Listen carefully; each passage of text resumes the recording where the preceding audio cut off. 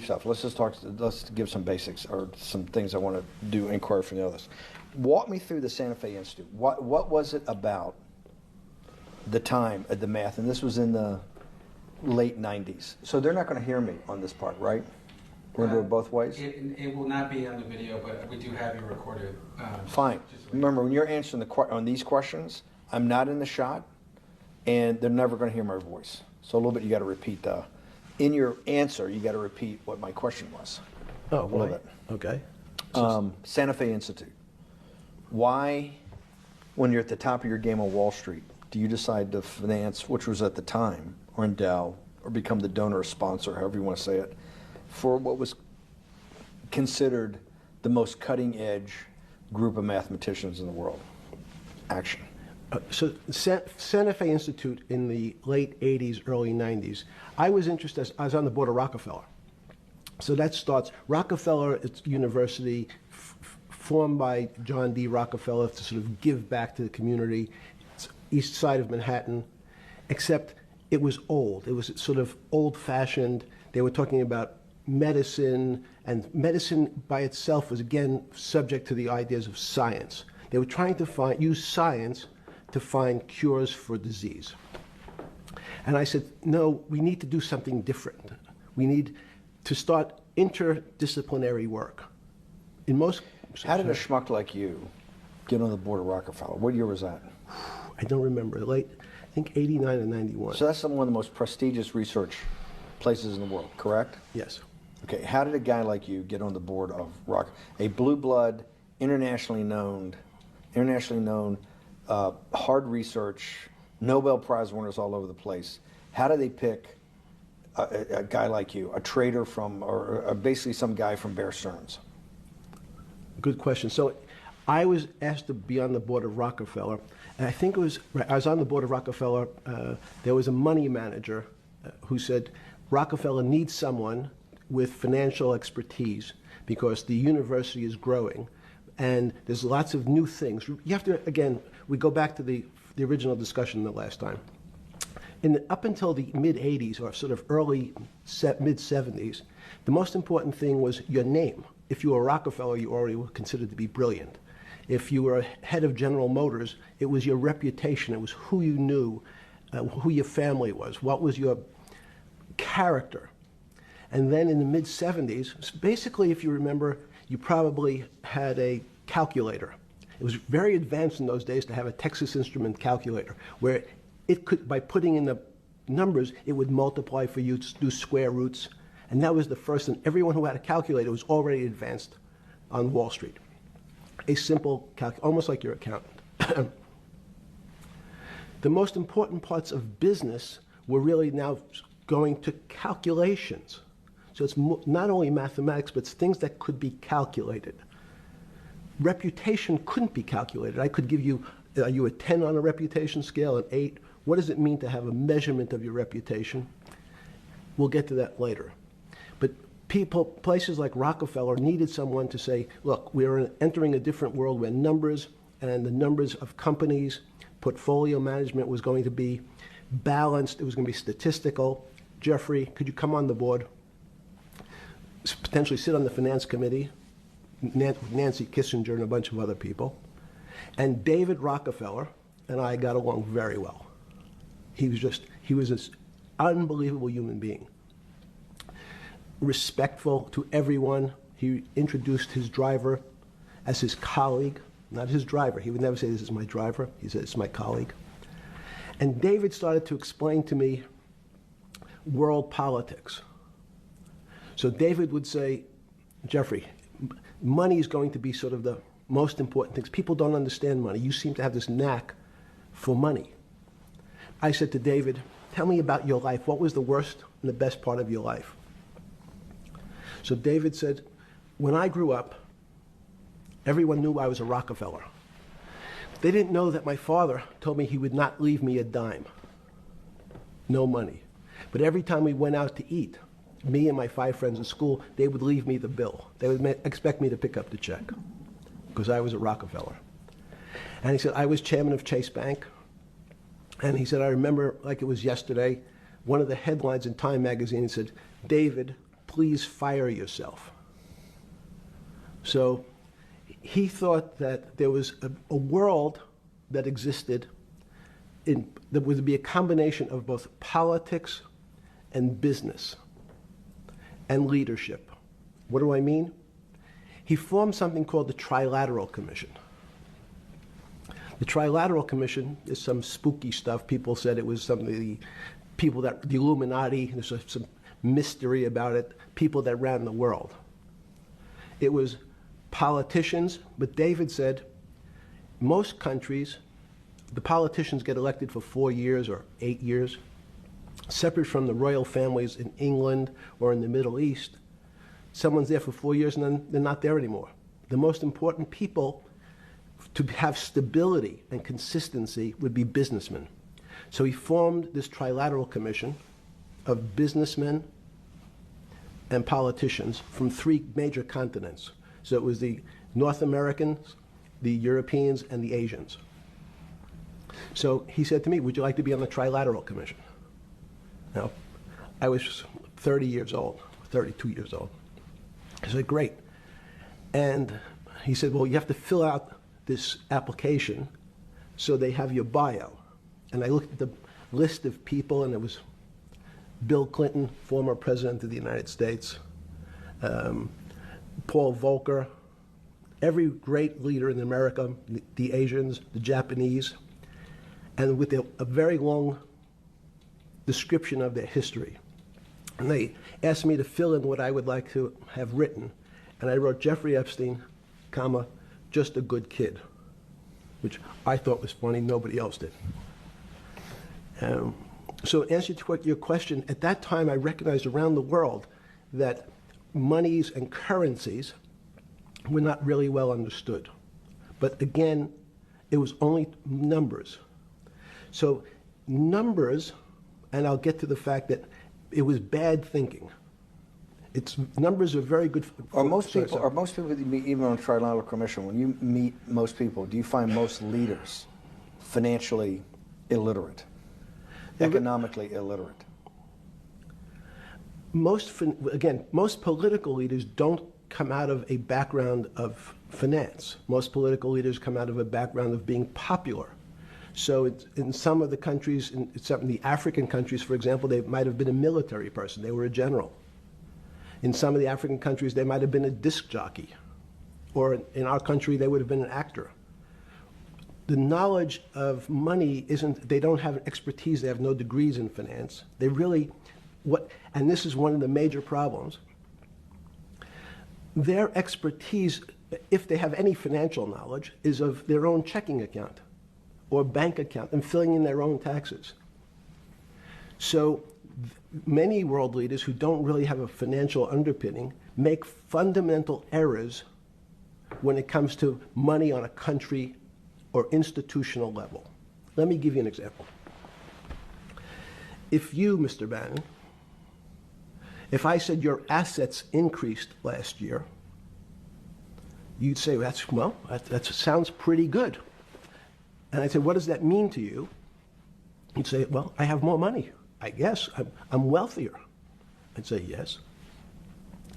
And if your debt increased, would you feel wealthier or poorer? You'd say, well, I don't want to have increased debt. I don't like the idea of that sound, increased debt. Now, that and world leaders understand when their assets go up, they feel better.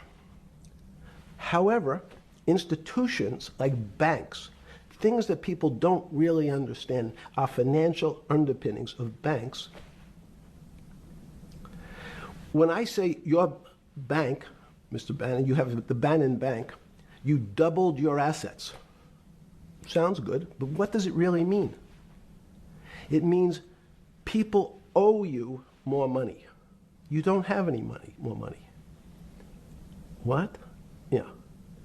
A bank's assets are how much it is owed by other people. That's crazy.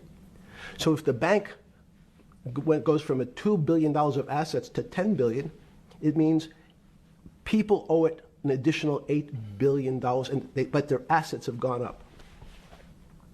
So the terminology of assets and liabilities is different for banks. It's not natural. And what most people, and you ask questions about world leaders, there's many people, I think your old boss Mercer understood, there's a fundamental part of money which is called fractionalized banking. And fractionalized banking is something that finance people understand, and the people on the street, and when I say people on the street, that's where I was when I started on Wall Street, would find it impossible to believe. Impossible. Why? Bannon Bank, I give you $1, just one single dollar. In our system of banking, I would say, okay, Steve, I gave you $1. How much could you lend out to your friends? And your natural reaction would be probably something less than $1 because I want to keep something in my pocket. The way our system works is if you as a bank are holding my dollar, you can lend out an additional $8 or $9. No, it's impossible. I only have $1, Jeffrey. We have something called fractionalized reserves, which is if you have 1, you can lend out 9. That's the way our system works. And so not only do world leaders not understand banking, but the man on the street, my father who worked in the park department, it would be beyond his imagination that people could lend out more money than they actually had in their pocket. Next question. But how did this, in understanding that, when you get on something like the Trilateral Commission, you're on the board at Rockefeller, which is the most advanced research. You get brought into the Trilateral, which is the elite of the elite. How, since you're only at that time 30-something years old. 8 years from teaching at Dalton, right? You're a Dalton. No, 10 years. 10 years right. teaching at Dalton. Yes. Walk us through. I mean, put us in the room. Walk me through exactly what it felt like. What it felt like being on the board at Rockefeller. You got these Nobel laureates, and you're sitting there making decisions, and you start to meet these people at Rockefeller. Now you start to meet these people at the Trilateral Commission. What did it feel like? It's a great question. So what did it feel That's like? what I'm in the business of asking. Yeah. What did it feel like meeting some of these people like Kissinger or Rockefeller? And those were two extraordinary people. But in general, I think the question, the people on Wall Street, I tell the story, the first day, one of the first days when I was in Wall Street, someone said to me, would you like to buy ATV? And I was looking in the brochure, and I couldn't figure out what stock had a symbol of ATV. And when I finally said, well, I can't find it, and they said, what's the matter with you? Do you want to buy ATV? Which is, he was selling hot televisions, stolen televisions from the floor of the American Stock Exchange, referred to in common parlance as the televisions fell off the truck. So I knew what that phrase meant from Coney Island. But what I found was most people, be it in business, in normal life, or in the world leaders, don't really understand money.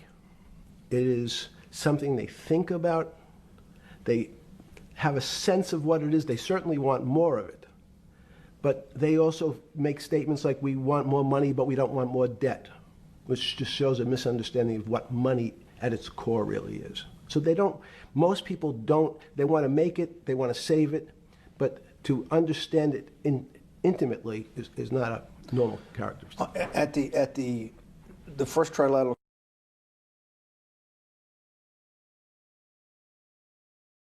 or something? Yeah, good. You're good. Just give me approximate. You joined the Trilateral I Commission. think it might be And we'll be able to show we'll pull down the chart of where your name was, but just give me roughly when it was. I think it could be 90. I don't remember. Okay. Let's say early 90s. Yes. When you got on the Trilateral Commission and had the first, do you remember where the first meeting was? It was in Tokyo. In Tokyo. And at what hotel? I would like to say the Hilton, but it's probably not. And it's a 3-day, 4-day? Give me some Three-day event, and walk me through the whole thing. Speeches. It starts with a dinner. Just walk me through it. It was boring. You couldn't possibly think it was boring. It's It bullshit. was boring. You had to be stars in your eyes. No. Did you fly over privately? Yes, but it wasn't my plane. So it didn't count? No. You fly over. Yes. And it was who were the first? Like when you first met those leaders, you had to be wowed. No. You're 10 years out of Coney Island. No, I'm not wowed by people of position. I'm wowed by people of great ideas.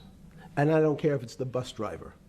I don't care if it's the student I had who has teeth coming out Well, every these direction. guys have to have great ideas. They're the leaders of the three great continents of the world: North America, Europe, and Japan. No, many of these world leaders become world leaders because they're popular and they were able to get votes, or they were able to convince people to vote for them. I learned later. Many of them were just good at what they did in terms of politics. Remember, world leaders are politicians in general. They're not scientists, they're not intellectuals, they're not great thinkers, they're great politicians.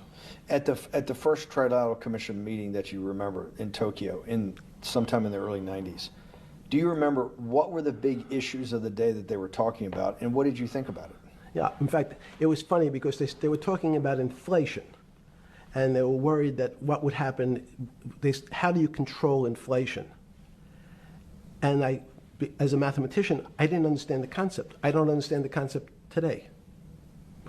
How's that possible? Well, when you talk about most things to do with money, money is meant to be local. It's US dollars.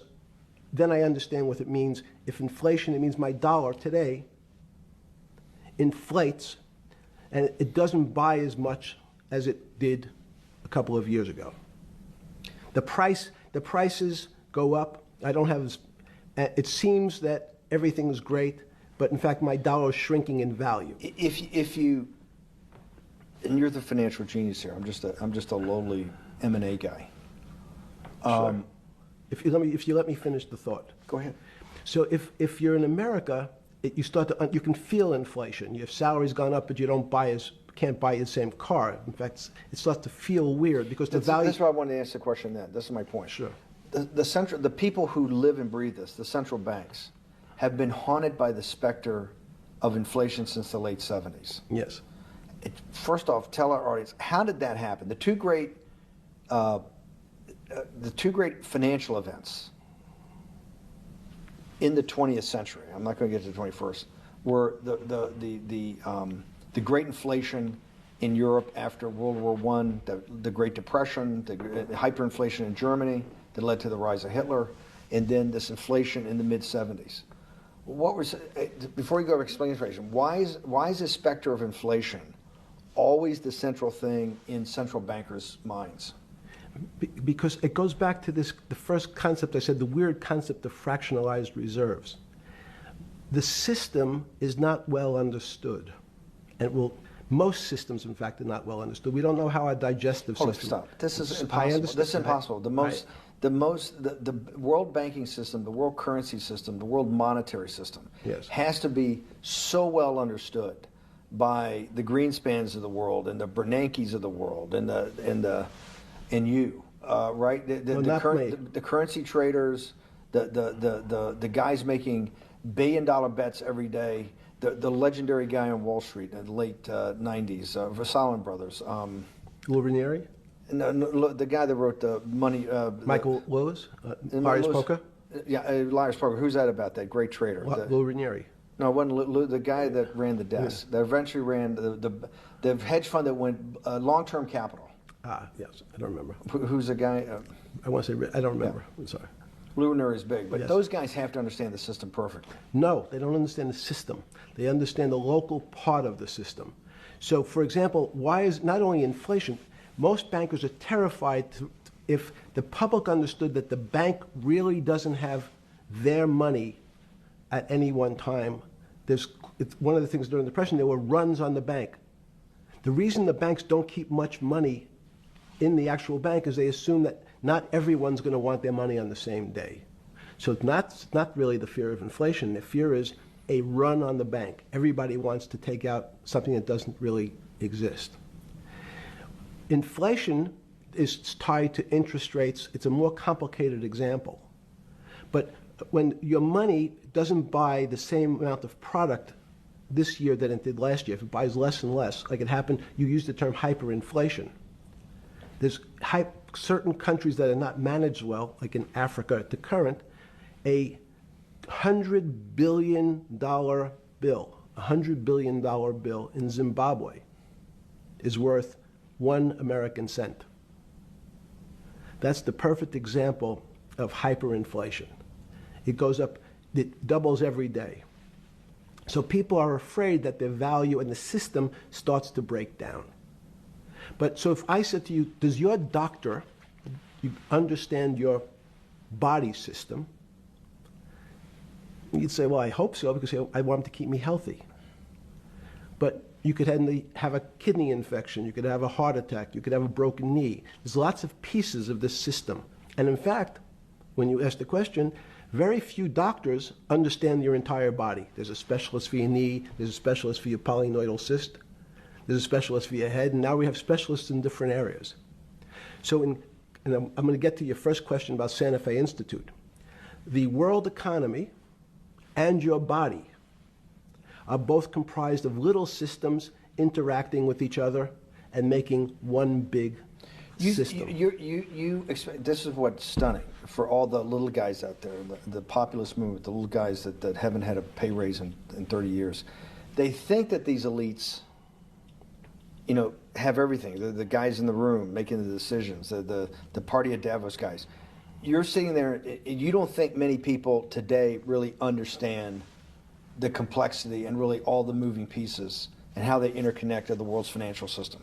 No, not only don't they understand the complexity, and that goes back to Santa Fe Institute was an attempt of trying to see if there was a way to mathematize, formularize, or algorithmically understand what the term complexity means. That goes back to the original question. Complex systems are complex by definition.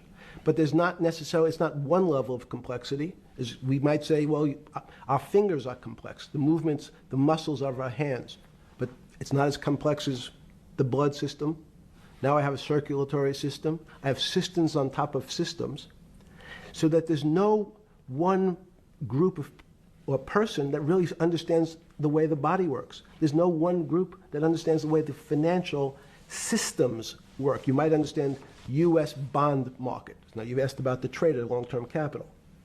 That was a bond fund, very small part of this very complex system. So the goal of the Santa Fe Institute was to see, is there a way to get in, somehow understand how complex systems interact? Fast forward, Steve, to today, where Google and these other engine companies, the other tech companies, are trying to build artificial intelligence. The strangest thing that they've found, one of the strangest things, is that the systems that they design, this artificial intelligence, which a lot of people have heard about, is they design a bunch of systems. They're called neural nets. The term's simply taken out of brain work, neurons in the brain. Nets because they actually look like a net. They put in some inputs. The computers work, spit out an answer. Sounds normal to you. It's because you're thinking about that calculator you had in 1976 on your desk. When you ask the person who designed the system, how did it come to that answer? How did your neural net, can you show me the calculations? They say, no, we don't know. We don't know how the thing we designed actually came up with that answer. That's pretty strange. They take the same neural net now and they put it in front of a video game. No learning, nothing. They said to the computer, they say, sit in front of your video game and learn how to play. It seems the computer learns better than any human in history, faster than any human in history, beats any human in history, but when you ask the designer how did it do it, no one knows. It just did it. So that's the first little touch of things that we already have gotten to a place where we don't understand it, and we built it. On Sunday afternoon, September 14th, 2008, where were you? Sorry? It was the night they put Lehman Brothers in bankruptcy in London. I was in jail. Seriously?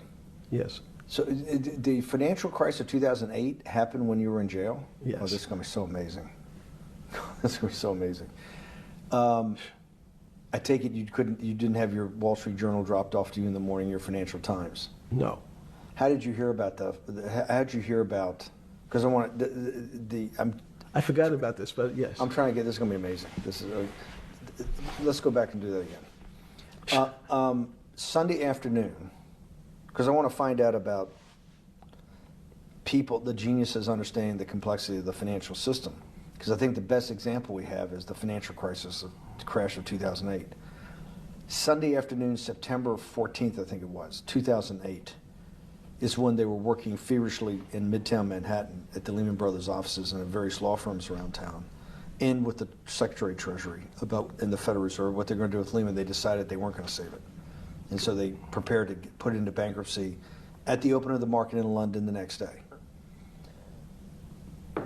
How did you hear about what was going to happen to Lehman Brothers, and what did you immediately think when you heard that it was going to be put into bankruptcy? I'm glad you asked that question. I was in solitary confinement September 14th. And again, some of the public stories about the wonderful time I had in jail and my work release, which didn't come till months after. I'd been there since June in an 8x10 cell with a bed in the back, a 6-foot bed in the back, a chrome sink with a toilet attached to it, and a little piece of metal sticking out that was supposed to act as a table. Now, since I was in jail, there were no books. Why? There's no library. No library, but you're in jail. No, I was in jail, not prison. So in jail, I was in a place what's called the Special Housing Unit, which is for the roughest, toughest, meanest people. They had put me there, they said, for my own protection. So I was in a 8x10 cell with a little slit in the door where they would serve my food on a tray about 9 inches by 4 inches. And then as soon as I finished eating, they would take the tray and close it down. And one of the guards said, do you understand there's Wall Street's crashing. I'm worried about my pension fund. What should I do?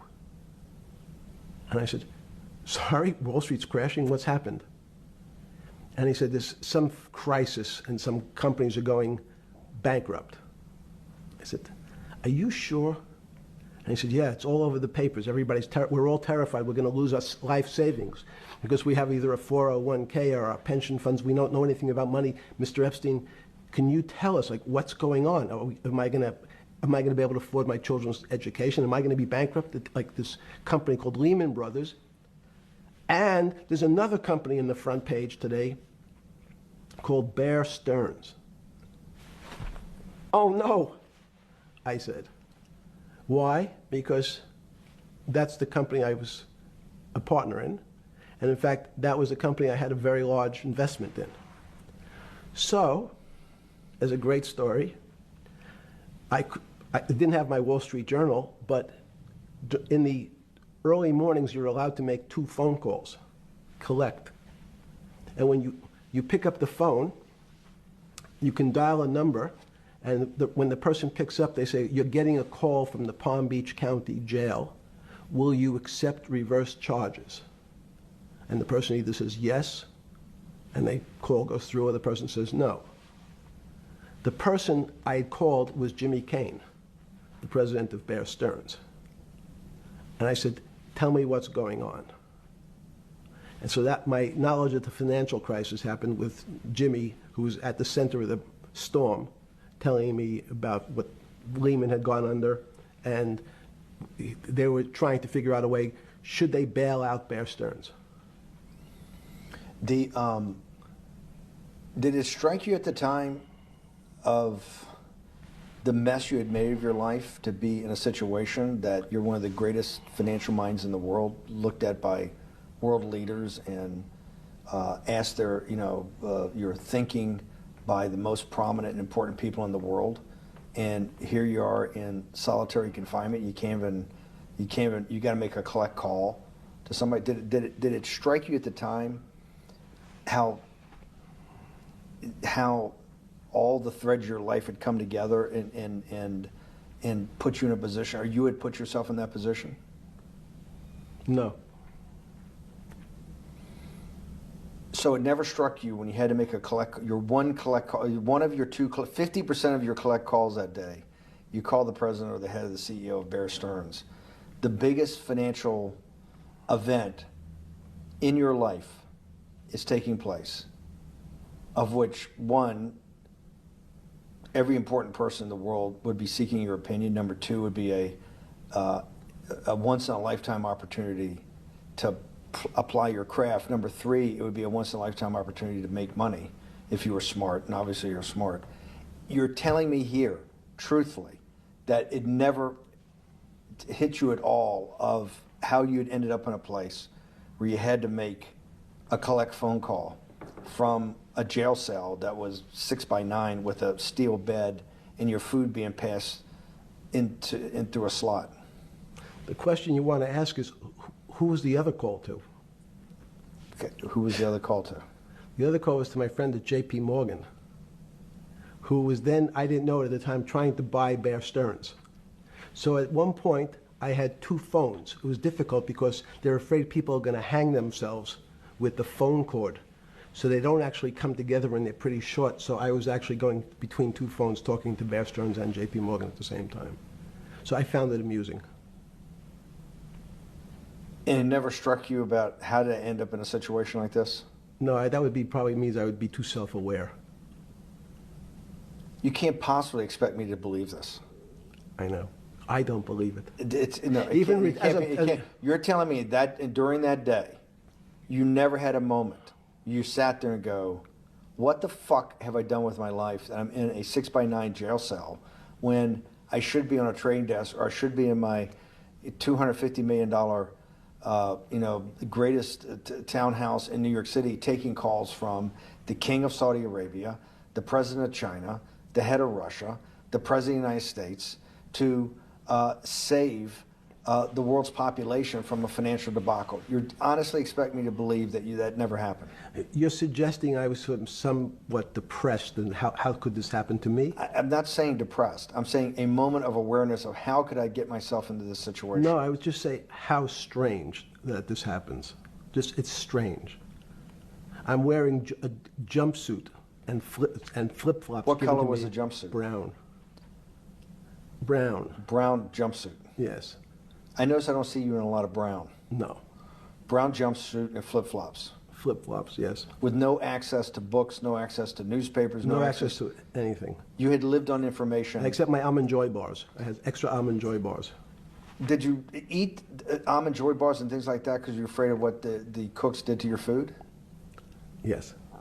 Is that because of that you were in for the crimes that you were in for? No, it was just in fact, I was. Is it because you're wealthy? Yes. How did you know that? Well, people would constantly come if I was passing by or have to go for my medical. People would either ask to borrow money or make some other types of comments about. In the beginning, what were the comments? At the beginning, what were the comments?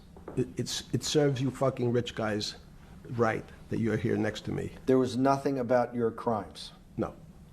So all this rumor you hear all the time about people in prison that commit the type of crimes you commit, you're saying in your personal thing is not true. No. It was all because you were rich. Yes. And it was all because they wanted to borrow money. Or get advice. Yes. Where they get advice to go long. Yes. You're telling me is this time to buy? You're telling me in solitary confinement they were interested in going long. Yeah. They want to know what does that say about human nature?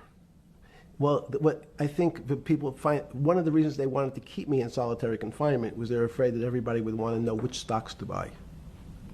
But what happened was, after this crisis, now it's on the front page of every newspaper. I don't want to lose this day. Sorry. When you first heard that, was it Bear Stearns had been kicked into bankruptcy, 6 months before? No, this is the same time. This is part of the same deal. I thought no. Bear Stearns, they saved Bear Stearns and didn't save Lehman Brothers. That's right. it. 6 months before they had bailed out Bear Stearns. But Bear Stearns was still a zombie, A shell of its former a self. former self. But they had, quote unquote, saved it. They admit. Why did they make the decision in your mind? Why did Hank Paulson and Bernanke, what's this concept of moral hazard? Explain to the audience what moral hazard is, and why did they save Bear Stearns 6 months before, and why did the smartest guys in the room decide not to save Lehman Brothers? It's a good question. The real issue is I'd have to go back when you have these systems to the way your doctor responds to any type of emergency in your body. If they might decide to save your kidneys and let your gallbladder go because the gallbladder is less important to your overall system. People, if at that time, even it's not that long ago, the boogeyman was when said, well, what really happened? Jeffrey, what really happened? What is this financial crisis? And, some of the progressives and the right wing blame it on the banks. It was the banks' fault. And it's the fault of this very esoteric, unknown concept of derivatives. It was really the derivatives that caused this financial crisis because the derivatives got somehow out of control and in the Mickey Mouse. And that was the way you started your road to a billionaire went right through derivatives. Yes. But derivatives were not the cause. Derivatives were not the cause at all. It's like saying your hair was the cause of your heart attack because it was on top of your head. So what when you was fell the down. cause? There isn't, let me say, there's no one specific cause. These are system collapses. So many times when they have to make your death certificate, when you say, well, what did he die from? They'll say heart failure. But if you say, what was the cause of his heart failure? Well, he had low blood pressure, his sugar was high, he was diabetic, he had all these other problems. But they say, no, we need a word on your death certificate. Did he die from brain damage? Did he die from heart failure? That's the financial crisis. Many people said, well, what caused it? They wrote, like on its death certificate, derivatives. But derivatives are not a fundamental cause of anything. Was it Sunday or Monday? I take it was Monday morning when you made your two collect calls and you were talking to Bear Stearns on one hand and Morgan Stanley on the other. J.P. Morgan. J.P. Morgan. That was Monday morning. Did you, Jeffrey, being one of the financial geniuses in the world, did you understand what Lehman Brothers going into bankruptcy, the domino effect, that by Thursday the financial system would be under such extremis that if it didn't have $1 trillion cash infusion in the United States, it might collapse? Did you know that at the time? Did you view that at the time? Yes. You did? Yeah. Why? Again, I don't want to bore you or the audience with the idea of it's a medical procedure, but you had system failures. So you'd recognize that if I said to you, did you realize when your father was on the ground and he was clutching his chest and he couldn't breathe, it was a bad situation, he could die. That's how I saw it. Did you immediately think about the commercial paper market? I mean, the mechanical triggers that actually you had to blow through these circuit boards. Did you know the circuits? Did you understand the circuits? Or did you have a concept of the circuits that were going to get blown through? Yes, but only because of an analogy to a body. And in fact, from my telephones against the wall with my little metal wires, because the next day I talked to another person in Washington about the issues of what I thought was happening, and I made the same discussion about the... They were at the Treasury Department? Yes. So in a 6x9 cell in... The phones were outside the cell. In Palm Beach County, California? West Palm Beach, Florida. West Palm Beach, Florida. This was your juice diet. West Palm Beach, Florida. West Palm Beach, Florida. West Palm Beach, Florida. You're making a call to Washington, D.C. to talk to some deputy secretary of Treasury. Someone in Treasury. Right. Someone in Treasury. Right. And that does not, the night before you go to bed, it doesn't dawn on you at all. You never have a moment of self-reflection that, how did I end up on this metal cot when I should be at the center of things? No, I had a telephone. So I said, I can talk to, it makes no difference where I am, in fact. I'm still talking to the same person if I was at my home in Palm Beach. But I'm the here in difference in your jail. home in Palm Beach. I can dial my own phone. That's bullshit. No, but you can also make 1,000 phone calls. Here you got to make one, and he's got to take. Think the how much shotguns. better that was. I had to decide who was the right person to call. That was unusual for me, because I would have called 20 people. And before. what was the advice you gave him? I said, you have a sick patient, and it's very much like a sick patient in the emergency room. You can't think about it like your car. People in normal walks of life think about money and things as a machine. And unfortunately, so if your car breaks, cars are always easy to fix. My jets, my cars, if it breaks, I know it can be fixed because it simply follows the same pattern. If this part breaks, you replace the part and the thing works again. People and the financial system are not machines. They can't be fixed the same way. You can't simply take out put some more juice into the commercial paper market, and that's like replacing the carburetor on the car. It's much more, I have a patient who can't breathe, has a stomach problem, can't see, looks bleeding at the same time. What do I do first? I have to think about it as a system. Where's the most logical place? What's the most dangerous place? If your heart stopped, we have to start your heart again. In the equivalent to the money market, why do I have to start your heart again? I need to get your blood flowing. If your blood stops, you're dead. If liquidity, which is the equivalent of blood in the financial system, dries up. Liquidity is basically cash, putting cash into the Forget system. about what it is. Okay. Liquidity is liquidity. It allows the system, it's the blood of the system. You need to pump blood hard into the body of the economy to keep it flowing. And if you're, especially when you're worried about someone dying, you're not going to be worried about the niceties of, well, you got the shirt dirty and there was some damage. Pumping that blood, keep that heart When you pumping talked to the person in Treasury on Tuesday, the 16th, did you get a feeling as you were sitting in your 6x9 jail cell in West Palm Beach, Florida, that they were on top of things? No, you can't. It's impossible to be on top of things. There's no such thing. It's, again, the doctor watching the patient die. You hopefully have some confidence that he's seen it before. He recognizes that there are some steps he has to take first before he bandages the guy's finger or worries about what shoes he has on. So you hope that the people in charge, your doctors who are working on the emergency patient, have enough experience and, frankly, judgment to try to keep the patient alive. Did you think that they had those things, patience and judgment? They had pretty good judgment, and you needed a lot of luck, just like in the dead patient. You need to, hopefully you put that blood in and it's not too late. And you make some mistakes, but you have to know you're going to have to give it a shock. In the run-up to the September crash of 2008, yeah. I guess you weren't occupied with finance. That whole summer, how long had you been in jail? Went to jail June 30th. So the entire summer? Yes. Before you went into jail, you were still very active in the financial markets? Yes. When I say active, you trade currencies every day, you trade stocks every day. When people, I don't do any. Someone like you, or you give advice to people to trade stocks or trade currencies. I don't trade every day. I think that's, like Woody Allen said, you can't beat the bank. So I try to pick my spots. George Soros picked his spot when the pound collapsed.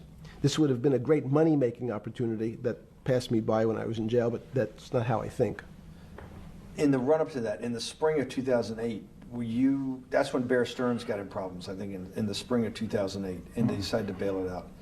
Did the Bear Stearns guys talk to you for advice at that time, when the big crisis in Bear Stearns? No, but see, again, unbeknownst to most people, and it's easy to blame people for the financial crisis, like you'd blame someone for giving your father the drink before he had his heart attack. But what really happened, the real enemy of the finance system was Bill Clinton. And if you ask me what and who caused the financial crisis, I would tell you it was Bill Clinton. Because of what Bob Rubin and he did to deregulate the financial system? No. Because as of the last time we had our 60-minute interview, you talked to me about home ownership. and you asked me whether everyone should own a home. And I told you, no, it's too risky. So the financial collapse of 2008 is because of hardworking African Americans, Hispanics, and whites who wanted to have a ownership stake in the society that all rests on their shoulders. They're the culprits. No, not at all. Okay, then I didn't say they were the culprits. I was pretty clear it was Bill Clinton. Okay. And why was it Bill Clinton? Because Bill Clinton wanted to get votes from those people. And he sold them the idea that instead of renting in a house, and historically the values of houses have gone up, and he said, you guys in these local communities who haven't been able to afford a house before, I'm going to show you a way. I'm going to give you a way, because I'm sure I'll get your vote, that you can own a house, because I want your vote. So what we're going to do is I'm going to let you buy a house, Mr. Bannon, when you really, you're right on the border, maybe, or not even on the border. Your credit is not good. Okay, let's be honest. And it's not my fault, it's not Bill Clinton's fault, but if whatever happens, at the moment your credit score or whatever it is, your credit's not good. Now, normally, you come to me and want to borrow money, I'm a bank, and I say, I'm sorry, Mr. Bannon, I can't lend you money because your credit score is not up to where it needs to be. Hopefully, if you work harder and clean up some of your problems, it will be. But no, what I say to you is, I'm going to figure out a way to lend you, not give you. I'm going to lend you money anyway, though you don't have a good credit score. And don't worry, I'm going to get rid of the term that you don't have bad credit. Bad credit sounds pejorative. You don't want to be a person. Sounds judgmental. Yes, sounds judgmental. So what we're going to do is we're going to call your credit situation subprime. Oh, nobody knows what that means. Subprime. That means prime is good credit. Subprime is not good credit, less than good credit. So we'll call it something that people really won't follow, and we'll tell you what.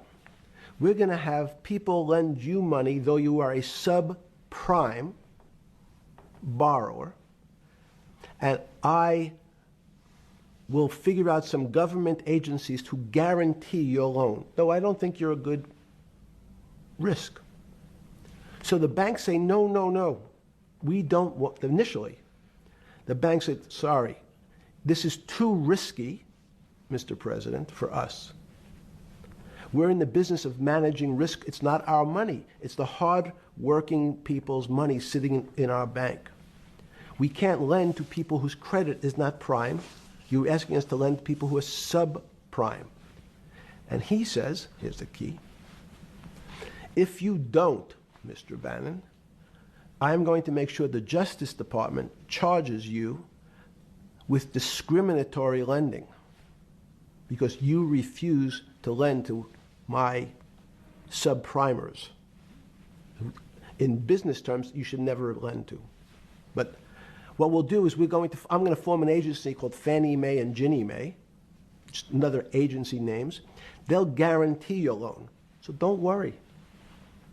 Don't worry. You don't have to pay it back anymore. Even though and maybe you don't even have to work as hard anymore.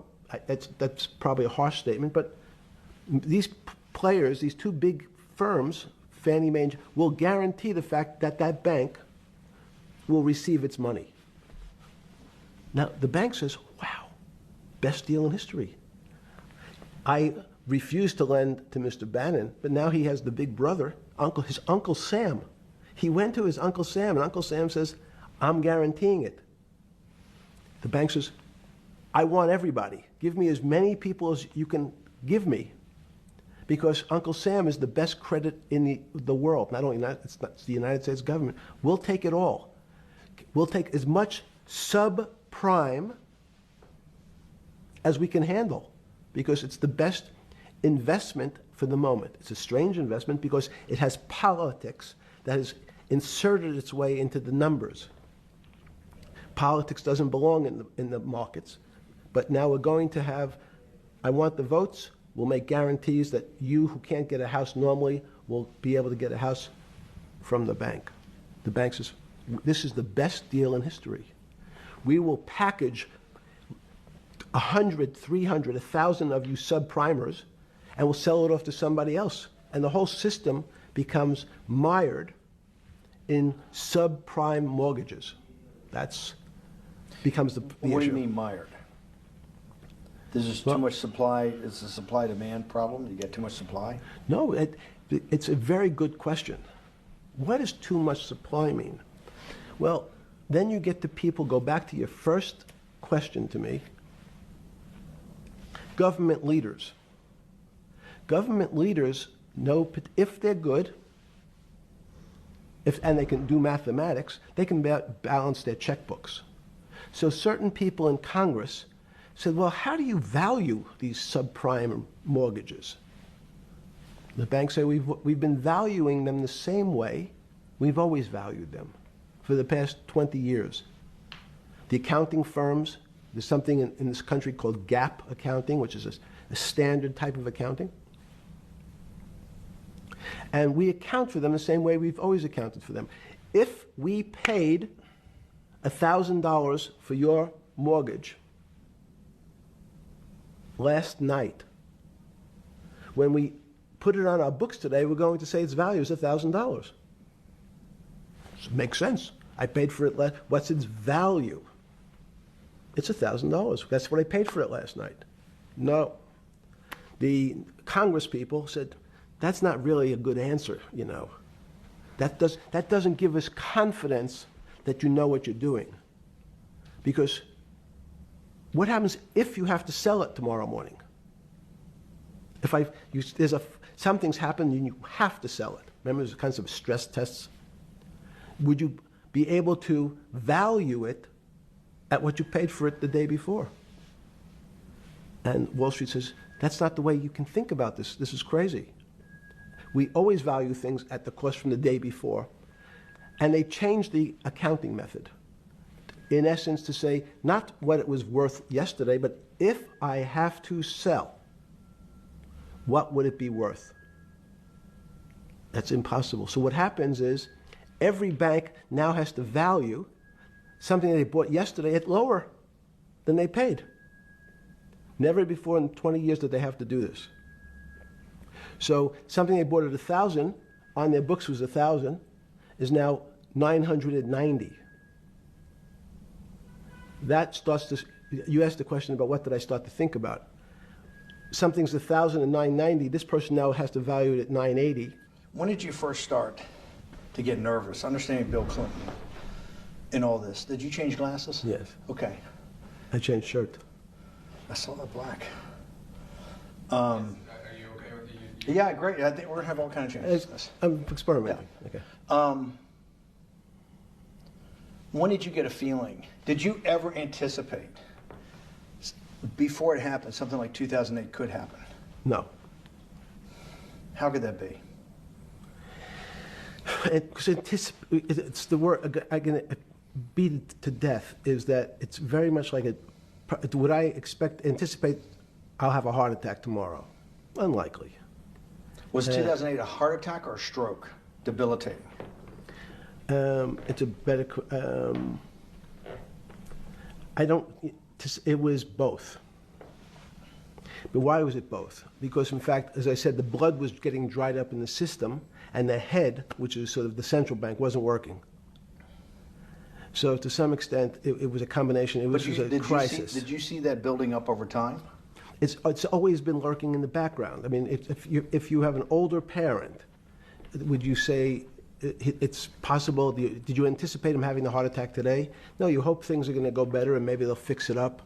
The system was getting too complex, and it wasn't based on derivatives, because what people keep forgetting, and as I was just explaining, Wall Street, and in many professions, including Wall Street makes it sound complicated.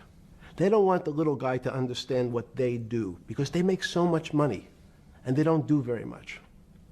So they couch it in words like derivative and stock options and commodity futures and different types of contracts.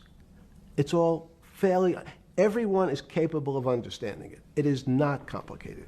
But Wall Street, because they make so much money from doing fairly simple things, needs to make it more complicated than it really is. We had a very big recession in the early 90s based upon real estate and Japan basically imploding. Let's again, Okay. you had a recession in the 90s. I don't know what it's based upon. It's always interesting to look back and say, separate from there's certain triggers, like there, in the 70s there was a... What do you think it was based upon, the 90s downturn? It's clearly there was a huge downturn. No, I know there was a downturn. That's what I know for sure. I don't... That's a fact. That's all.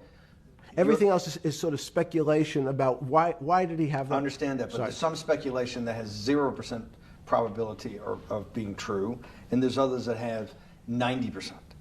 In the range, when you look at the range of alternatives of what could have caused it in 90, and what I'm trying to do is get you all the way up to 2008. Look, you're the smartest guy in the room, right? You know that. Do you think there's anybody in the world today? Oops, this is going to be a bad question. No, but do you think anybody in the world today, the Alan Greenspans, the Bernankes, is there any central banker you know, any partner of any Wall Street firm, any guy running a trading desk, and I would take it that would be, or anybody at a Larry Fink at BlackRock, Steve Schwartzman at Blackstone, the top 100 financial guys, and let's throw in a couple of Nobel economists, and let's throw in the best professors at Wharton, at Harvard, at Stanford. Do you think that there's anybody that understands money or understands the world's financial system as good as you? There must be. But it doesn't come to the top of the head. No. Okay, fine. Now I've gotten that, let's go back to 1990. In that arc from the fall of the Berlin Wall to 2008. Good. We started with the implosion in Tokyo of the Japanese economy, Japanese financial markets. We had the huge run-up in internet stocks, right? We had the implosion of that in 2000. The bankruptcy of Drexel Burnham in 90. Mm-hmm. Implosion of Japan, huge run-up in equity markets for the internet, implosion of the internet in 2000, 10 years later roughly. Mm-hmm. And then this run-up through the Iraq War and all that, the run-up to 2008. Every 10 years, it seems like, we're in some sort of 10 years before the 1990s was the 70s. You sound like an astrologer. Okay. And not a financial person. You're supposed to be a mathematician. It just seems to me a pattern of every 10 years. That's misleading. That's exactly right. Okay. Because people like to see patterns. People like to see patterns where there are none. So a pattern of a financial crisis every 10 years is just in my mind. Yes. Long-term capital that had to be bailed out back in the late 90s when everybody panicked. And that wasn't that bailout today would look small, and it was $5 billion or was $30 billion. Businesses fail all the time. But long-term capital, the Federal Reserve stepped in. But I'm saying people go bad. Things go bad all the time. Yes, you're correct. The audience that's watching this, the little guys, they go bankrupt all the time and nobody gives a shit. You know why? They're a little guy. But when long-term capital management goes bankrupt, or Bear Stearns goes bankrupt, or Lehman Brothers goes bankrupt, people care because it's an unfair characterization. Why do you say that? Because again, it's the complexity of the situation. If you think about you have a complex system. You have your body. Now, in fact, the little guy is my finger. This is. And Bear Stearns is your heart. That's correct. The banking system is my heart. The system, I can't risk my because remember, it's not only my. You haven't been able to name. Hang on. You haven't. Hang on. No, hang. I was trying to hang. I wanted to see if the hang on worked. No. You haven't been able. You're not good enough yet. You're like junior wizard trying to do it. You haven't. Yes. I'll say, since we can't name another guy that's as good as you. There may be a couple out there. You're not bragging. You're humble. It had to be sometime. Please tell me there was some time before you went to jail and basically got cut off from daily information in the summer of 2008, that you started to get very nervous that this complex system, that something was deeply wrong? Okay, first, let's go back. When I say no one understands the system better than I do, it doesn't mean I You always understand. sound like a doctor. You're afraid he's going to get sued for giving a thing. Yes, you're not, no. you're No, not no, taking no. on any liability. There's no contingent Yes. liability here for Yeah, your no, answers. no. But the word understand is the problem. Okay. I don't understand the system. So I don't understand the financial Will you system. please stop? You cannot sit here and Yeah, tell no, me. no. What we just went through, I'll go through again. The hedge fund managers, the money managers, the central bankers, the commercial bankers, the heads of the investment banks, the heads of all the trading desks, the top economists, and I'll throw in the business school lecturers at Stanford. Of all the top 200, 250, you can't name at the top of your head the guys are at least at your level. You have to understand it somewhat. No. Sorry. We all don't understand it. No one understands it. It's a miracle. It's that's part of the problem. It's impossible to understand. That word understand simply means if this happens here, that will happen there. It's predictable. Understanding means it's predictable. It's not predictable. That's the problem. It's in complex systems, that was the fascination. Is there a way to tease out some level of predictability? So even No, in the fact, spring- you would ask the question, it's a great question, which was it a stroke or a heart attack? Now, most people don't know that before they were going to have a stroke, they had a stroke. They just have a stroke. Do they understand why? In hindsight, you go back and you can make lots of explanations. It might sound good, and if you're talking to the working man, you're using language that he'll never understand. It's complex. So he, just like going to his doctor, he says he has a gastrointestinal problem, or he has diverticulitis, as opposed to saying, you had a stomach ache, you ate bad food. People don't like to say it in normal, everyman terms. The system had a stroke, and we don't know why. But you just, okay. Okay. Hardworking people, and there's a great social benefit, would you not agree, with having people having ownership in the system? When you say ownership in the system, it doesn't mean. Let's start over. 'Cause Okay. So flip Sorry. over your phone too, because Yes. I don't want anyone to see Yeah. it on your phone. So maybe flip it down or something. Yeah. Yeah, who knows what the fuck comes up with that? That's correct. We don't want to send you. KSA. I can't not believe I've got the magic moment when you're in fucking prison or jail, wherever the fuck it is, It's in crazy. solitary. Now, there's a funny part to that we missed, which is So said. go ahead, tell it. The What's funny that? part is Yeah. what you asked me. Is there anything funnier than that? No, For black humor, I don't make any black comments. Sorry. You asked me what I was wearing. That's right. You're too wrapped up in the Me Too movement. Yes. So I was wearing a brown jumper and a brown pair of pants given to me by the jail with the word trustee on the back. Because you had qualified to be a trustee? Well, the funny part was it was spelled Trusty. So I wasn't really sure. I'd been a trustee in many different operations, but it was the first time it was actually printed on my back and spelled incorrectly.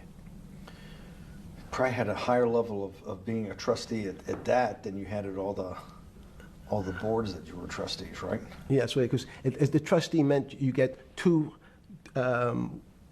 devices to clean your toilet as opposed to one. Yeah, but it also meant that you had some sort of personal fiduciary own responsibility for oneself, right? In the jail? You Well, mean? that's what being a trustee is. That's where they give you two.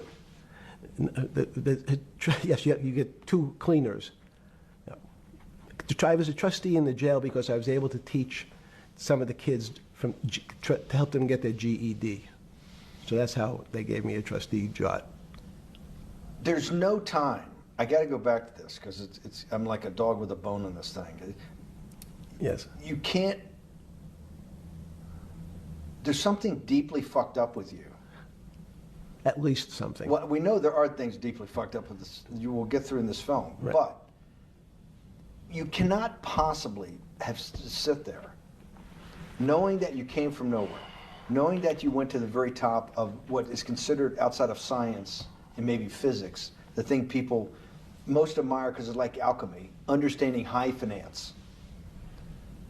To sit there in what will be the defining financial crisis of our time, like Black Friday and or Black Yes. Monday, whatever it was, in the Great Depression, and be there at that exact moment, triggered in part by a firm that you used to be a partner in and knew intimately well, and it created much of your initial net worth because of, and know that you couldn't, someone who lives on a phone, right? Yes. Because you do live on a phone, right? Correct. You had to make just 2 collect calls. You cannot tell me sometime during that day you did not have that conversation with yourself of how the fuck did I do this to myself to put myself in West Palm Beach in a 6x9 cell with a metal fucking bed with a brown shirt that said trustee spelled wrong. So did I find it amazing that I was there? That's a Not better- amazing, and I don't want to say it was not funny. Oh, I thought it was. I wasn't funny. Right. But Not amazing. no, it was incredible. Incredible in what way? This- Incredible, like how do I do this to myself? No. It's as incredible as me sitting here in this house. They're both just 2 sides of the coin. That's how I think about it. That my life today is incredible. Do you consider yourself a stoic? No. I consider myself a hermit. Stoics are not very happy. Being a hermit then, being in that 6x9 cell, being in the cell qua the cell was not the problem, right? Correct. What was the problem? Eating the almond joy bars. Because you couldn't eat the food. No, right. And but remember, my life is. Did that ever strike you that I can't eat the food because somebody might have done something to it? I gotta live off an almond joy bar, 1 a day or 2 a day or whatever. How many ever sneak in a day? No sneaking in. Your 1 almond joy bar, it did not hit you at some time? How the fuck did I do this? No. Let's go back to the spring of 2008. Were you so wrapped up in your personal issues at the time you were not spending enough time on the financial markets, or were you deeply involved in the financial markets like you normally were? No, I was involved. So we're saying that the smartest guy in the room didn't see it coming. No, of course The not. bankruptcy of Bear Stearns, you just thought was a Bear Stearns problem. You didn't see it as systemic. I know you keep harping on it, but it's not. Because you're a mathematician and understands systems. It I- seems that anybody that understands that they had a systemic problem, you at least be the first on the early search radar.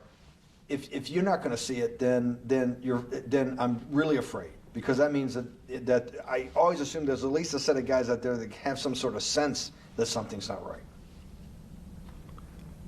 Imagine the guy who has a stroke or had the heart attack. When you ask him, did you feel funny the day before? He's going to tell you, yeah, I didn't feel right. Something was off. I didn't feel right. I had my stomach was right. I felt a little dizzy. I felt a little weak. But if you asked him that day before, do you think you're going to have a heart attack tomorrow? He'd say, no, I just feel a little weak. I'm a little dizzy. My stomach hurts. So these systems, and that's the issue of complexity. What complexity says is that, in fact, everything seems to go along, and people have seen it. One of the great examples of complex systems is sand dunes. In fact, the sand keeps building up. People have seen some, and all of a sudden, one more sand drop, and all the sand starts running down the hills. That's the way I see the financial markets. When you funded Santa Fe in the early 90s or late 80s? I believe it was early 90s. I can get back to you. But early 90s, Santa Fe was funded for the study of complexity theory. It was math. So let's back up. So why did I buy a ranch in New Mexico in 1993? So that gives you some sense. So I would have funded it in 1990. Los Alamos, which was the high energy lab up in New Mexico, was losing all its scientists. And Los Alamos, it was where Oppenheimer and where a lot of the nuclear weapons program, the bomb. That's where the bomb. Manhattan Project. Manhattan Project Yes. was Yes, as Los Alamos, and you bought your property out in New Mexico to be near that? Yes, because the scientists were they cut the funding for high energy physics. But the people who worked in Los Alamos would still be in the Santa Fe area. They cut that because this was the Cold War dividend, right?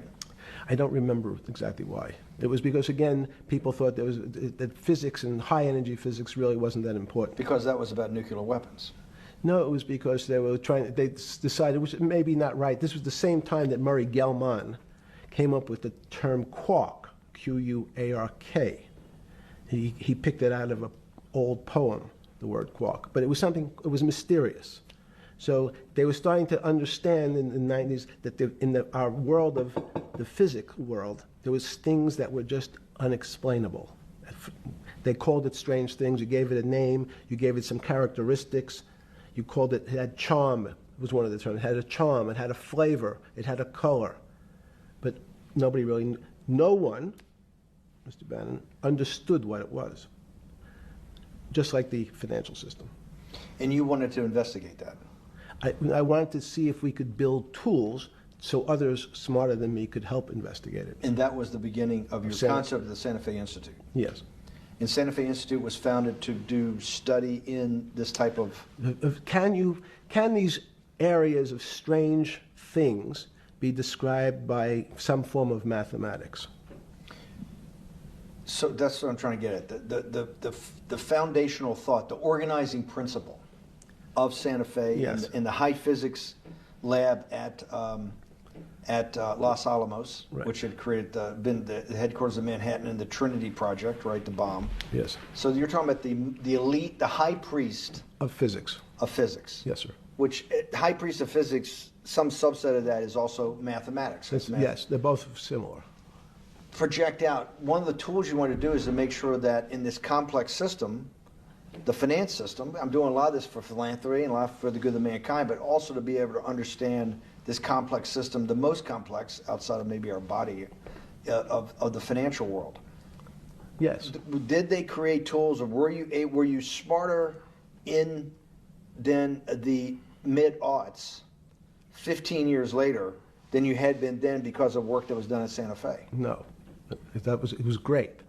But in fact, most of the money, most of my philanthropy in the area of can you describe things that appear to be unexplainable by mathematics, and can you fund people who have new ideas? And unfortunately, when someone thinks they've been able to, there was a man, Stuart Kaufman, when they think okay, I figured out how to be able to predict the unpredictable, what appears to other people to be unpredictable. But my system, in those days it was called genetic algorithms, can predict what things will happen, and they all want to make money. So they use their systems to try to figure out, they know they have figured out the way to make money because they figured out the unexplainable. They try, they go bankrupt, and we start again.